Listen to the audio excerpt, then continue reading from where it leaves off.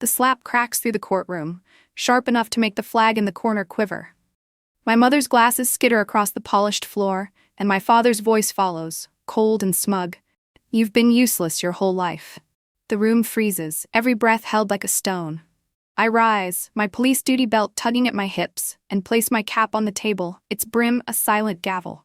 Your Honor, I say, voice steady, check the last page. My father's face drains of color, and I feel the weight of years behind this moment. I'm Anna Callahan, a daughter forged in a house of bruised quiet, now an officer standing for the woman who raised me. The air smells of polish and dust, the sunlight slicing through tall windows, illuminating motes that hover like unresolved promises. This isn't just a courtroom.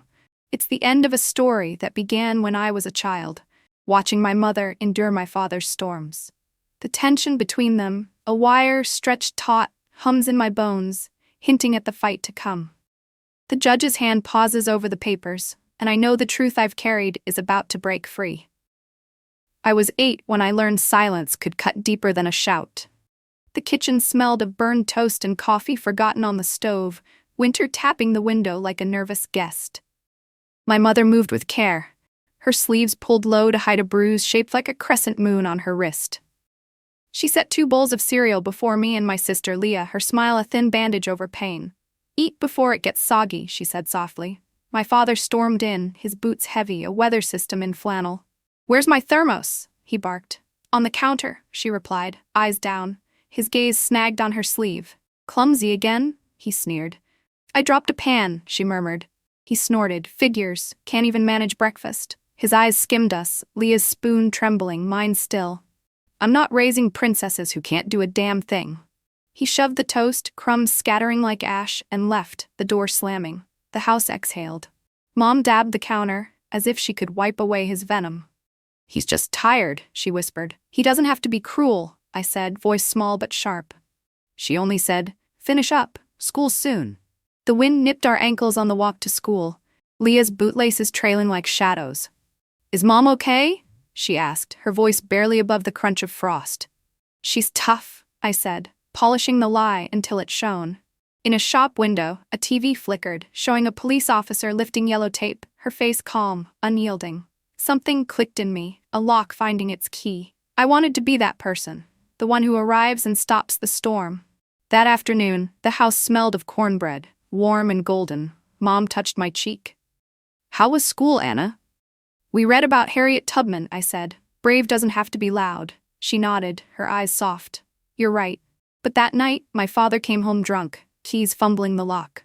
He eyed the cornbread. Then Mom. Trying to make up for this morning? It's cornbread, she said. You like it with honey. His laugh was mean. I like a woman who knows her place. His hand lashed out, knocking the plate from her grip. It shattered, crumbs skittering like broken promises. Leah screamed. I stood, heart pounding. Stop, I said, the words small but heavy. He turned, surprised a child dared speak. What?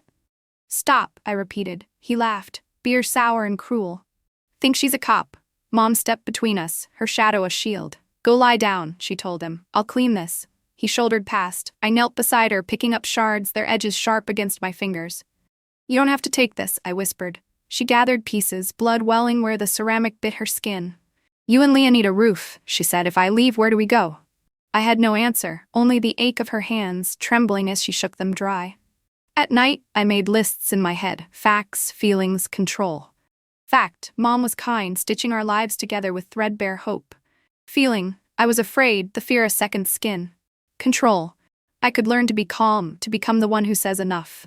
Sundays, when my father snored through the afternoon, Mom took us to the park. Leah swung high, her laughter a fragile bell. I watched bruises on Mom's arms fade like seasons, plum, brown, yellow, only to bloom anew. A police cruiser rolled by once, the woman officer lifting 2 fingers in salute. It felt like a promise pressed into my palm. I decided then I'd wear that calm someday, carry it like a badge. The kitchen, the park, the bruises, they were the roots of this courtroom moment, where silence is about to break. I told Mom about my dream while we folded laundry one evening, the scent of detergent mixing with the faint iron steam. The towels were warm from the dryer, and I held one halfway folded, weighing my words. I want to be a cop, I said. I want to be the person who shows up and says enough." She paused, her hands still on a sheet, her gaze heavy with the kind of gravity she reserved for real truths. "It's dangerous, Anna." But even as she said it, I saw the flicker in her eyes, the understanding that danger didn't scare me half as much as watching hurt unfold without a way to stop it. Seeing people in pain and pretending there's nothing you can do, that's what terrifies me. Her expression softened, and she smoothed my hair with a calloused hand. "Then do it. But promise me, when you're strong, really strong, use it to protect. Don't become the thing that made you strong." I promised, the words like a paper boat launched on a stream, fragile but determined. Children make such vows easily, but mine didn't sink. It navigated every flood in that house, slammed doors, muttered insults, apologies Mom whispered to empty air. It carried me through nights when I held Leah in the closet as Dad prowled the hall, seeking a fight he could win. It transformed my fear into something solid, like the badge I'd one day wear. As the years wore on, the bruises on Mom's skin shifted like unpredictable weather, but her endurance remained a constant, a quiet force that held our world together. She was the type who could stretch $1 until it begged for mercy, carrying her marks like hidden treasures under sleeves dusted with powder. To outsiders, she seemed fragile, but I knew her as steel bent but unbroken. She stayed for us, her girls, weaving hope into every chipped pot of soup or mended skirt under dim lamplight. After Dad stumbled to bed, reeking of whiskey and ash, she'd sit ironing my school uniform, the hiss of the iron a whispered lullaby, her eyes half closed but hands unwavering. "I just want you girls to have better," she'd murmur if she caught me watching from the doorway. Better. That word stuck to me like a burr, a reminder of her skipped meals, her calculator clutching trips to the grocery store, weighing bread against milk. We were too young to see how hunger etched its marks, but I felt them in her weary smiles. "Why don't you leave him?" I asked once, at 12, my voice quivering over the sink where dishwater swirled around her wrists. She froze, her back a wall I couldn't scale, then turned, eyes damp but face gentle. "Leaving isn't free, Anna. He'd take the house, drag you through courts. Sometimes staying keeps the storm inside these walls." I hated it but understood. Leah needed braces, I needed books. Mom bore the blows so we could hold pens. School became my refuge, where I lingered for debate club or track. Anything to delay the bus ride home and the knot in my stomach wondering if Dad waited with a sneer or if Mom hid fresh bruises. "Do you think she still loves him?" Leah asked one rainy afternoon, her algebra homework forgotten. "No," I said too sharply, then softer. "She just loves us more." That's when the affair slithered in, subtle at first, like smoke you ignore until it chokes the room. Dad started shaving more, buying shirts that smelled of sharp cologne unfit for the factory. His voice turned oily on phone calls, and Mom's hands trembled folding laundry, her lips pressed thin. She knew, wives always do, but she said nothing, holding silence like an anchor. I hated him for the humiliation, the way he strutted in late, whistling, while Mom served dinner as if her dignity wasn't crumbling. One night, Leah cried over math, and Dad barked, "Useless, like your mother." Mom crossed the room swift as a shadow, wrapping Leah in her arms. "You are not useless," she whispered fiercely. "You are light. You are mine." In that moment, I saw her power, not in confrontation, but in shielding, in planting seeds of worth Dad couldn't uproot. It fueled my own quiet defiance. The runs I took at dawn, the law books I studied in secret, building toward the day I'd wear the uniform. When I graduated high school, Dad didn't bother showing, but Mom sat in the bleachers with gas station carnations, her eyes shining like they were priceless blooms. "You did it, Anna," she said, voice cracking. "Every step proves it wasn't for nothing." I clutched the diploma, heart aching. For nothing?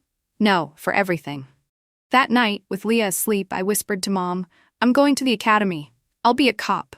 Her breath caught. "That's dangerous." "I know, but it's my way out, and one day I'll protect you too." She took my hand, her palm rough from years of scrubbing and surviving. "Then promise, when you stand in that strength, use it to heal what's left of us." I nodded, though inside I knew healing might require exposing the rot first. As I trained, the family frayed further. Dad's mistress whispered poisons, and he talked of selling the house, starting fresh with her. Mom confided through tears, "I can take losing him, but not you girls, not our home." Her shoulders bowed, gray threading her hair too soon. She'd sacrificed her life to shield us, and he aimed to strip even the roof. That night, I began gathering receipts, photos, statements, quietly, as an officer now, not just a daughter.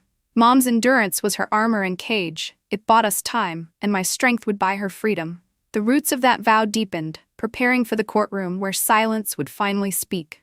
The night it all unraveled didn't arrive with thunder, but with the reek of cheap cologne and cigarette smoke clinging to Dad's jacket as he staggered through the front door. I was home on a brief break from the academy, my uniform still crisp and unfamiliar against my skin. Leah hunched over homework at the kitchen table, pencils scattered like fallen soldiers. Mom stood at the stove, stirring soup that filled the air with onions and garlic, her sleeves tugged low as ever. Dad tossed a packet of papers onto the counter with a grunt. "Sign it." Mom turned, ladle shaking in her grip. "What is this?" "Divorce," he said flatly. "The girls are grown, you're not needed anymore." Leah's pencil clattered to the floor. "What?" He didn't glance her way. "Don't make it dramatic, it's overdue." Mom unfolded the pages, her lips moving silently over the legalese. Then she pressed them tight as if willing herself to hold together. "I don't want this," she whispered. His laugh was oily, cutting. "Since when do you get to want anything? You think I'm asking?" "You'll sign." Her eyes darted to us, that familiar plea. "Don't interfere. Don't make it worse." She'd weathered every tempest for our sake, but this one threatened to uproot the foundation. That evening, I followed her to the back porch, where she sat on the steps, arms wrapped tight, as if the cool night could swallow her grief. Moonlight etched the exhaustion in her face, lines deep as riverbeds. "I can't fight him, Anna," she said softly. "If he wants the divorce, he'll take it all. The house, the savings. I don't have the strength." "You don't have to fight alone," I replied, sitting beside her. "You have me." Her smile was faint, worn thin. "You're my strength, but I can't drag you into this." I wanted to argue that she'd pulled me in years ago, a child hiding from his rage, but I held back. Instead, I said, "He won't win. Not this time." Inside, the phone rang, and Dad's voice oozed through the screen door, sweet nothings he'd never spared for Mom. My fists clenched until my nails bit into palms. The next morning, she tried reasoning over coffee. "We can work this out," she said gently. "For the girls, for Leah." His hand slammed the table, rattling cups. "Don't talk to me about sacrifice. You've done nothing but hold me back." Her eyes widened, but no tears fell. She just lowered her gaze, the habit of endurance. Something snapped in me. "Stop blaming her for your failures," I said, stepping in, my academy badge glinting in the light. He turned slowly, smirk twisting. "Look at you, pretending that badge makes you somebody. Still my little girl. You'll do as I say." "No," I said, heart thundering but voice steady. "Not anymore." The breaking point hit 2 weeks later. He came home with the mistress in tow, her lips painted bold, smirking as she leaned against our doorway like she owned the threshold. Mom froze in the living room, hands wringing a dish towel. Leah bolted upstairs, eyes wide with a mix of shame and anger. Dad waved the papers again. "Sign or I'll make sure you get nothing. Not the house, not a cent. You'll be lucky to keep your clothes." The mistress sneered, her hand curling around his arm. "Do it, darling. End this farce." Mom swayed, pale as parchment. "Please, don't do this in front of the girls." "Girls?" he scoffed. "They're old enough to know their mother's worthless." That word, worthless, landed like a blade, one I'd heard echoed through our lives, now honed by another woman's venom. It ignited something primal in me. I stepped forward. "Enough." He whirled, eyes narrowing. "You don't tell me what to do." "Maybe not before," I said, shoulders squared. "But I'm not 8 anymore." That night, as Mom collapsed in her room, sobs muffled in her pillow, I sat at the kitchen table, the divorce papers crumpled beside me. I smoothed them out, scanning every line of fine print. And I decided, if he craved a battle, I'd deliver one. Not as his daughter, but as an officer sworn to uphold justice. Mom's sacrifices had always been the quiet glue binding us, hidden in the folds of daily life, like stitches in a well-worn quilt. She turned scraps into meals, mending our clothes with needles that pricked her fingers more than once, all while bearing the weight of Dad's temper. I remembered winters when the heat sputtered low and she'd bundle us in extra blankets, her own bed thin-sheeted so we stayed warm. "It's nothing," she'd say, but her chapped hands told otherwise.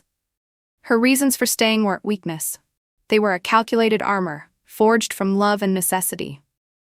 Courts favored the breadwinner, and Dad's factory job painted him as the provider, even as he squandered paychecks on booze and now, apparently, trinkets for his affair. Mom had no savings in her name, no skills beyond homemaking because he'd clipped her wings early, insisting she stay home. "Your place is here," he'd say, as if the kitchen were a kingdom rather than a cage. Yet in that cage she bloomed resilience, teaching us through whispers that worth wasn't measured by volume. When Leah struggled with school, Mom sat for hours, patient as dawn, explaining fractions or history, her voice a steady anchor. "You can do this," she'd affirm, planting confidence where Dad sowed doubt. I grappled with his cruelty daily, the way it poisoned the air, making every meal a potential minefield. But Mom's hidden pain showed me endurance as a strategy, buying time until we could stand on our own. As I collected evidence that night, old photos of bruises tucked in drawers, faded hospital slips from accidents, I realized her fragility was an illusion. She was the bravest soul I knew, her silence a fortress. The family's stability hung by threads she wove tirelessly, and now, with my training complete, I'd reinforce those threads into chains he couldn't break. The courthouse loomed in my mind, a stage where her hidden pain would finally see light.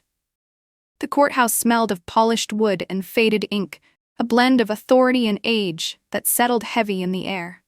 Sunlight slanted through high windows, catching dust motes in a lazy dance, as if the room itself held its breath in judgment. The whispers from strangers in the gallery buzzed like distant bees, but my focus narrowed to the table where Mom sat, her hands twisting a tissue into knots. She wore her Sunday dress, blue with wilted flowers, chosen to look proper, though her eyes spoke of nights without rest. Her lips moved in silent prayer, a habit from years of seeking solace in the unseen. Across the aisle, Dad lounged in his chair, all swagger and certainty, his mistress beside him, legs crossed, her perfume sharp and invasive. Her nails tapped the table, a rhythm of disdain. The bailiff called for order, and the judge entered, robes flowing like dark water. We rose, my police cap pressed to my chest, its weight a reminder of the path that led here. Proceedings droned on, lawyers shuffling papers, but Dad's voice cut through, laced with rehearsed charm and underlying venom. "Your Honor," he said, gesturing at Mom like she was an exhibit. "This woman has contributed nothing. I paid the bills, kept the roof. She's had decades of free ride. Now she walks with what she deserves. Nothing." Mom flinched, the tissue tearing in her fingers. The judge turned to her. "Do you have anything to say, ma'am?" Her lips parted, but she curled inward, the old reflex. "I just want peace," she whispered. Dad smirked. "See? No fight in her." Laughter, low and cutting, escaped the mistress. My throat burned, but I held still. Timing mattered. Dad grew bolder, leaning across, voice too loud for the hush. "You hear that? She's admitting she's useless." Mom shrank further, signing the first document with a quivering pen. Then, as she reached for the next, he leaned closer, and his hand flashed out, slapping her hard. The crack echoed off walls. Gasps rippled. The pen clattered. "You've been useless your whole life," he spat. The bailiff moved, but the judge raised a hand, shock turning to steel. Mom's breath ragged, cheek blooming red, yet she bent for the pen, as if surrender could end it. I couldn't stay seated. My chair scraped back, sharp as a warning. Heads turned. I stood, spine rigid, years of academy discipline in my stance. Fingers gripped my cap's brim, setting it down deliberately. "Your Honor," I said, voice carrying clear, "please check the last page." The mistress's smile cracked. Dad's eyes locked on me, fury mixing with unease. "What are you doing? Sit down." But the judge was already flipping papers. My evidence waited there, slipped in where only intent would find it. Photos of bruises, sworn statements, hospital receipts, reports pulled through channels. The judge's brow furrowed. "What is this?" I swallowed fire, kept calm. "The truth, Your Honor." Murmurs spread like wind in leaves. Dad shifted, hand twitching as if to snatch the stack, but the bailiff edged closer. The mistress's perfume turned cloying in the tension. Mom looked up, confusion and hope warring in her gaze. I nodded faintly. "It's okay. You're not alone." The judge cleared his throat, eyes grave on each line. "These are serious. Mr. Callahan, you'll answer before this court."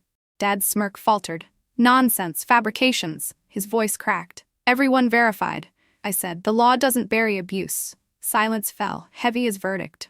Mom's endurance had been her shield. Now silence was my blade. Every paling of Dad's face, every stretched heartbeat as the judge read, proved waiting wasn't weakness. It was strategy. Then Dad erupted, palms slamming the table, glasses rattling. His chair screeched, face flushed, lips sneering. "You think you're something in that uniform? Just my disobedient girl." The mistress tugged his sleeve, he shook free. He stalked toward Mom, who hunched, tissue a flimsy shield. "Sign, or you embarrass me more." The judge warned, Mr. Callahan, but rage deafened him. His arm whipped back, striking again. The crack like thunder. Bailiff lunged. I was already there, boots firm, cap sentinel on the table. I stepped between, pulse steady. "Enough." The words sliced clean, the room hushed. Dad's eyes met mine. Surprise at my unyielding stand, the child from corners now bearing his way. His jaw worked. "Move." "No." The bailiff grabbed his arm, he jerked, hand rising, the same one from my childhood fears.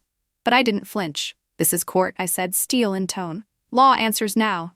He froze, my authority, academy forged, unsettling him. I was officer, not daughter. Gavel cracked. "Restrain him." Cuffs snapped, Dad twisted, curses spilling, but his eyes dimmed, smaller in chains. The mistress whispered excuses, judge's glare silencing her. I knelt by Mom, her cheek marked, tissue confetti in lap. "It's over," I whispered, "no more taking it." Tears spilled on her dress. "Anna, you stood." I swallowed. "For us." The judge addressed, "Court won't ignore this. Evidence enters record. Protective measures for plaintiff." Words long overdue. The mistress shrilled, "Absurd, he's provider." Gavel fell. "Sit." Dad panicked. "This changes nothing. She wins 'cause your badge?" Calm, I replied, "Not winning. Truth, can't bury it." Silence deepened, judgment shared. Mom lifted her chin. "I won't fear anymore." Bravest words. Judge nodded. "You're right, court upholds." My cap testified to the shift. We'd taken the stand. The clink of the handcuffs echoed faintly as the bailiff led Dad back to his seat, his struggles subsiding into a sullen glare. The courtroom air felt thicker now, charged with the shift from chaos to deliberation. The judge adjusted his glasses, peering over the rim at the stack of papers before him, then lifted his gaze to me. "Officer Callahan, you've indicated additional evidence in these documents. Walk me through it." "Yes, Your Honor," I replied, my voice measured and deliberate, honed by academy drills and the resolve built over years. What lay in the last section were 3 categories: documentation of abuse, financial misconduct, and corroborating witness statements. The clerk separated the packet with a whisper of paper, and the photographs came first, date-stamped in stark corners. A cheekbone swollen like overripe fruit, purple shadows tracing Mom's forearms, a split lip crusted with salt from dried tears. The judge's jaw tightened as he examined them, the gallery falling into a profound quiet. "These images span over a decade," I explained. "Most taken by me, others by emergency nurses during visits for falls that never matched the injuries. Each ties to a hospital intake form or a welfare check call." Dad made a low growl, like a trapped beast, but the bailiff's grip on his shoulder silenced it. The mistress averted her eyes, studying the floor as if it held escape. The judge tapped one photo with his pen, the sound crisp in the hush. "And the statements?" I lifted the stapled set, voices from neighbors who'd long turned a blind eye now inked into truth. 4 accounts, I said. 2 dialed emergency on separate nights. Heavy yelling, items crashing, a woman's cries. Mom refused charges each time, fearing retaliation. She had 2 daughters asleep down the hall. Under the table, Mom's fingers found mine, a subtle nod of shared memory. I paused, letting the weight settle, then turned colder for the next layer. Financial misconduct follows. Bank statements fanned out in orderly rows, withdrawals aligned with hotel bills and jewelry receipts, gems never seen on Mom's fingers. Cash transfers to a personal account under Miss Avery's name, I added. I believe gifts is the term, but from marital funds. The mistress snapped upright. That's out of context. The judge didn't glance her way. Counsel, advise silence unless addressed. His eyes slid to Dad. These from joint accounts? My money's my business, Dad muttered, grasping for defiance. In marriage, the judge countered evenly, it's the court's business. I flipped the page. There's also a quitclaim deed, drafted but unsigned, to shift the house to an LLC formed last year. Timing matches Miss Avery's involvement. An attempt to deny Mom the home she's upheld for 28 years. The judge's expression flattened further, reading the filings I'd documented. Why now, officer, and not sooner? I drew a breath. I was a child then. Mom kept the storm contained for our safety. Timing mattered. Today she seeks peace. This paves the road. The clerk placed the final packet on the bench. The judge opened it and paused. Audio recordings. Yes, Your Honor. Obtained legally in a one-party consent state. My tone stayed level. You'll hear threats to sell the house if Mom refused to vanish, and Miss Avery urging him to finish her off in court for a fresh start. Miss Avery blanched, color fleeing her face. That's twisted. Context, the judge interjected, is for trial. Today concerns protection, assets, credibility. He nodded to the clerk, and speakers hummed to life. Dad's voice filled the space, lazy cruelty slick with whiskey. She's had it good on my dime. Can take a bag and get out. I'll see her on the curb with that charity smile. Then the mistress. Stop coddling, file win, move me in, the house won't remember her. The audio clicked off, leaving the room chilled. The judge closed the file with a snap. Mrs. Callahan, he said, addressing Mom directly, the name she might soon shed. You won't sign today. Court issues immediate protective order. Mr. Callahan, barred from the home pending hearing. Forensic accountant to review asset dissipation. Dad surged up, cuffs rattling. You can't toss me from my house. I can and am, the judge replied. Sit. A knot in my throat eased. I touched Mom's back, warmth seeping through her dress. Thank you, she breathed. We're not done, I murmured. But no fear tonight. The orders were marked, paper turning to law, ink to shelter. Dad stared at me, confusion eroding his anger. He'd built a mirror of his dominance, now cracked, reflecting frailty. In the shards he saw we no longer trembled. The judge softened his tone. Court recognizes endurance, not consent. Reconvening for distribution, plaintiff protected. He looked to me. Good work, officer. Heat rose to my cheeks. Thank you, Your Honor. As the bailiff escorted Dad toward holding, the mistress hissed, You'll regret this. He always rebounds. Not on our backs, I said quietly. We left slowly, the world tilting anew. Outside, the sky held a post-storm clarity, pale and fresh. Where now? Mom asked, voice tentative. Home, I replied. Ours tonight. She nodded, the red mark on her cheek already softening. Unveiling truth wasn't a blaze but a steady illumination, room by room, revealing paths long hidden. We'd flipped the switches, light flooded in. The courthouse steps felt solid under my boots, a firmness they lacked on the way in, as if the ground itself had shifted to support us. The air carried a crisp edge, like autumn sneaking in early, washing away the stale tension of the room we'd left behind. Mom walked beside me, her hand in mine still trembling, but now from the strange lightness of relief rather than dread. Behind us, the heavy doors swung shut with a thud, sealing Dad inside with the echo of those handcuffs, a punctuation to the chapter he'd authored in fury. For years his fists and words had scripted our lives, but today the narrative turned, the pen in hands that sought justice, not control. Mom drew a deep breath, her first unburdened in what felt like forever. Anna, she whispered, voice catching, I never thought I'd see this day. I looked at her fully, the sacrifice lines etched around her eyes, the silver streaks in her hair earned too soon, the unyielding spirit that had bent but never snapped. You earned it, I said. Every bit of this freedom is yours. Her eyes shimmered. No, we earned it. You stood when I couldn't. I shook my head. Mom, you stood every day. You held us together when he tried to rip us apart. I just brought what you taught me into that room. That evening, we drove home in quiet, the radio off, the hum of the engine, a soothing contrast to the chaos we'd escaped. The house loomed familiar as we pulled up, its weathered siding and porch light a beacon rather than a warning. Inside, the silence greeted us differently. Not pregnant with anticipation of the next outburst, but empty, peaceful, like a canvas wiped clean. Leah was waiting, her eyes red-rimmed from anxious calls and waiting, but when she saw Mom's face, lifted calm, she surged forward, arms enveloping her in a fierce hug. He can't hurt you anymore, Leah murmured into Mom's shoulder. Mom kissed the top of her head, holding tight. Not anymore. I watched them, my chest swelling with a rare peace, the kind that settles after a long-held breath is released. Later, as Mom brewed tea in the kitchen, the kettle's whistle a normal, unthreatening sound, I wandered the rooms. Walls bore faint scars, outlines where plates had shattered, door frames dented from slammed fists, but tonight they felt like relics, history rather than harbingers. For the first time, the house was truly ours. echoing with possibility instead of fear. The following weeks blurred into a rhythm of hearings, signatures stacking like bricks in a new foundation. Dad fought every inch, his attorneys spinning denials, but each piece of evidence closed another door on him. The recordings played in open court stripped away his facade, his voice booming through speakers, exposing the cruelty he'd hidden behind closed doors. The mistress vanished after that session, her absence a quiet admission, her painted confidence crumbling under scrutiny. His swagger deflated into whispers, muttered protests no one credited. I attended every proceeding, uniform crisp, cap in hand, a steady presence beside Mom as she grew bolder, her voice gaining strength with each testimony. Leah joined when she could, her hand in Mom's, a united front he'd never anticipated.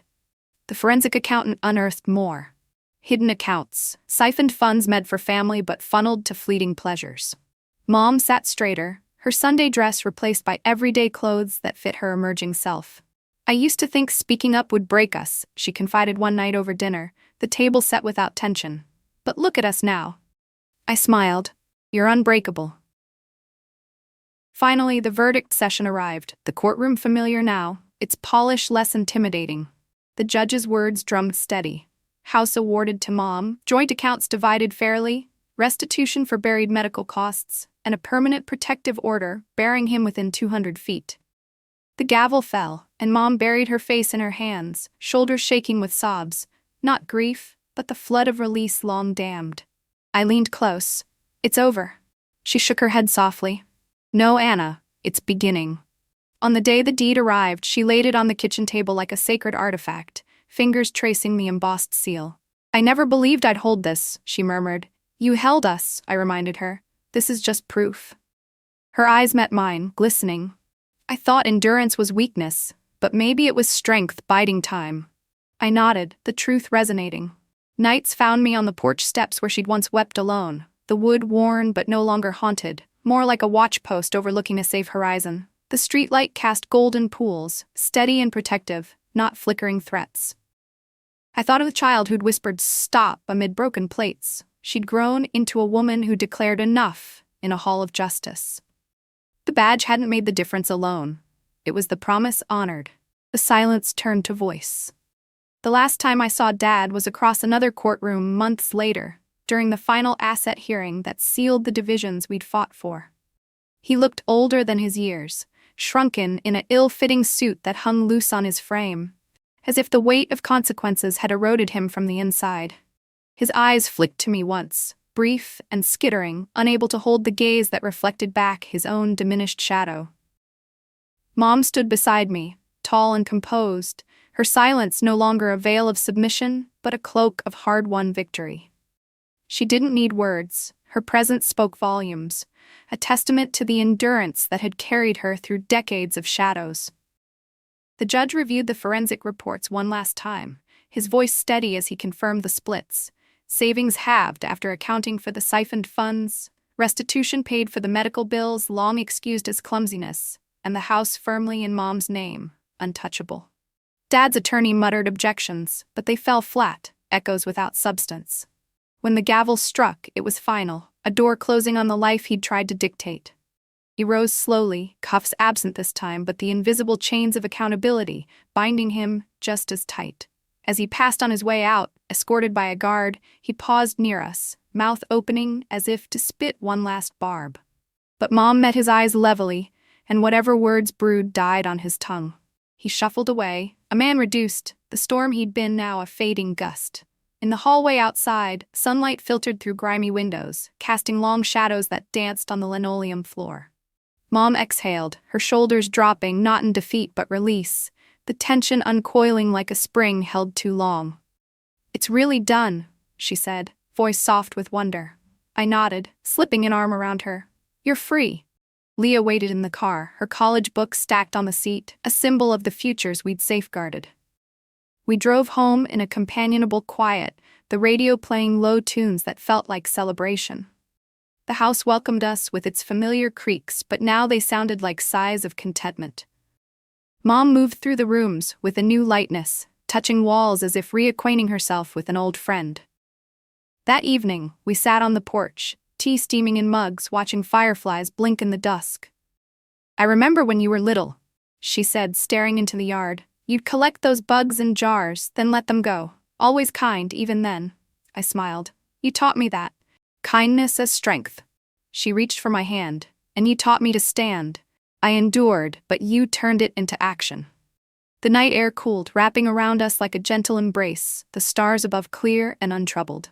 People often picture revenge as something explosive, a burst of fire that consumes everything in its path, loud and unforgiving.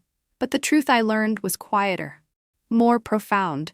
It's the steady drip of patience wearing down stone, the silence that builds until it echoes louder than any shout. For us, justice wasn't a roar.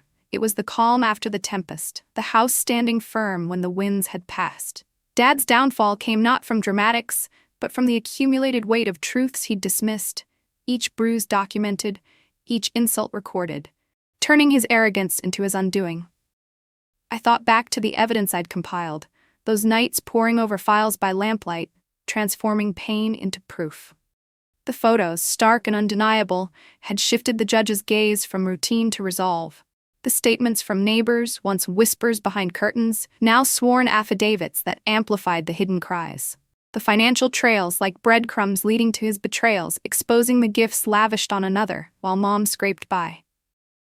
And the audio, his voice, raw and unfiltered, sealing his fate in his own words.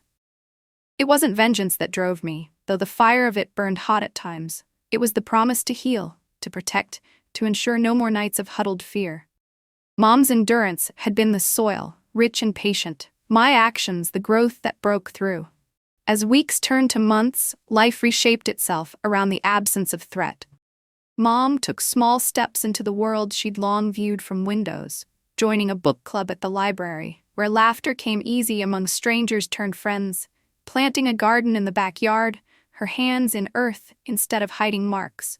Even applying for a part-time job at the local bakery, her skills with dough and patience turning into paychecks of her own.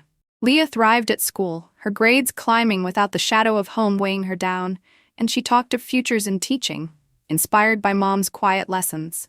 I returned to my shifts, the badge on my chest feeling lighter, its purpose affirmed. Calls came in, domestic disputes, welfare checks, and I approached each with the calm I'd honed, seeing echoes of our story in tear-streaked faces, and offering not just law, but hope. You don't have to stay silent, I'd say, handing resources, knowing the power of that first step. Back home, evenings brought shared meals, stories unfolding without interruption, the table a place of warmth rather than wariness. One night, as rain pattered the roof, Mom pulled out old photo albums, flipping pages with a smile. "Look at you, so determined even then." The images blurred past, park swings, cornbread crumbs, faded bruises, but we focused on the light, the resilience captured in grins. "We made it," she said. I squeezed her shoulder. "Because of you."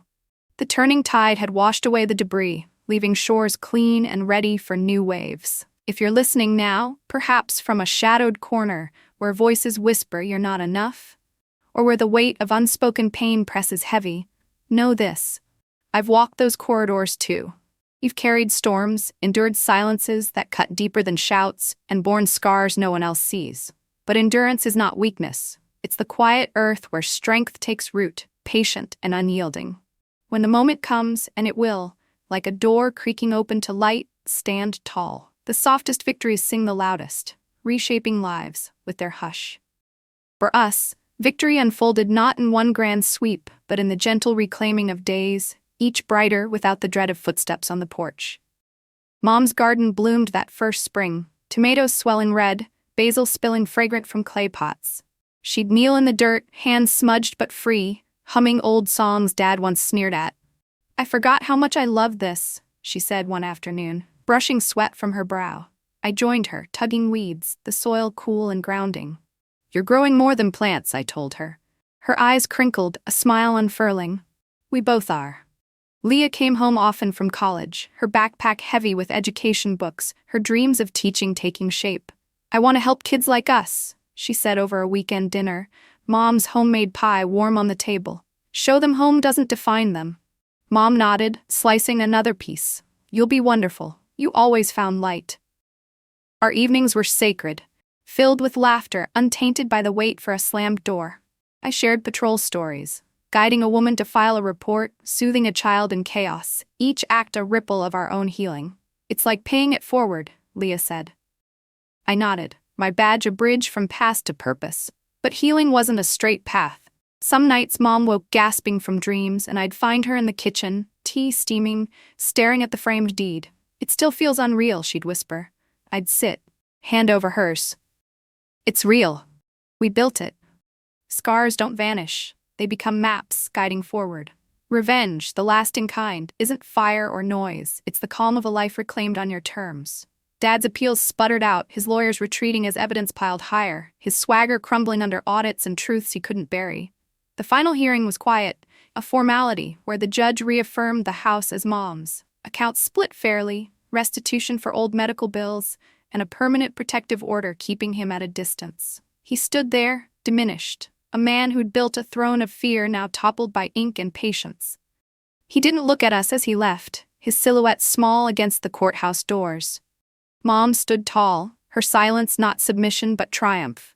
A woman who'd bent under decades of storms, now upright in sunlight. We drove home, the car filled with a new kind of quiet, not tense but full, like a held breath released into peace. The house welcomed us, its creaks soft, its walls holding stories of survival rather than strife. That summer, Mom joined a library book club. Her laughter mingling with new friends and started work at a bakery. Her hands kneading dough into small victories. Leah thrived at school, her grades soaring, her voice steady with purpose. I patrolled with renewed clarity, each call a chance to extend the hope we'd found, handing out shelter numbers, listening to trembling voices, knowing the power of breaking silence. At home, we gathered over meals, sharing stories without fear of interruption, the table a haven. One rainy night, Mom opened old albums, her fingers tracing photos of us on swings, eating cornbread, smiling through hidden pain. Look at us then, she said, voice soft. We made it. I squeezed her shoulder. Because of you. The house stood firm, its scars history, not prophecy. The victory was ours, not loud but deep. A silence that roared with freedom. The air feels softer now, as if the world has exhaled alongside us. Mom moves through her days with a lightness I never saw in childhood, her hands no longer hiding bruises but coaxing life from soil, shaping bread, turning pages in borrowed novels. Leah's laughter fills the house, her dreams of teaching a beacon for others lost in shadows. My shifts carry new weight, each step in uniform a testament to the promise kept, not to destroy but to protect, to heal what's left. The house, once a battleground, holds us gently, its walls whispering resilience instead of rage. We sit together some evenings, tea cooling, stars peering through windows, and talk of small things, gardens, grades, the future, knowing the small is what builds the vast. Mom's smile, unburdened, is the truest trophy, her endurance the root of our strength. Justice wasn't a blaze but a glow, steady and warm, lighting paths we'd always carried within. If you're still carrying your storm, hold fast. Your silence is gathering strength, waiting for its moment to speak. When it does, the world will hear, soft as a whisper, loud as a life reborn.